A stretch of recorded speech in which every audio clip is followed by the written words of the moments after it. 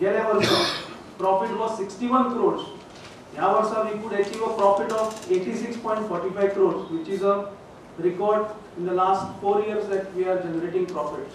या वर्षा गेल्या वर्षापर्यंत आमचं rate of recovery has touched 93.37%, which is even better than last year's 92%.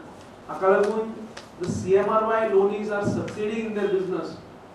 EDCन ignite innovation हबाचे हालीच उक्तावण केल्ले. ताची वाटचाल खंय बरी चल्ल्या. Amazonन खंय EDCच्या उपक्रमाक फुकट मजत आणि प्लॅटफॉर्म दिवपाची तयारी दाखयल्या.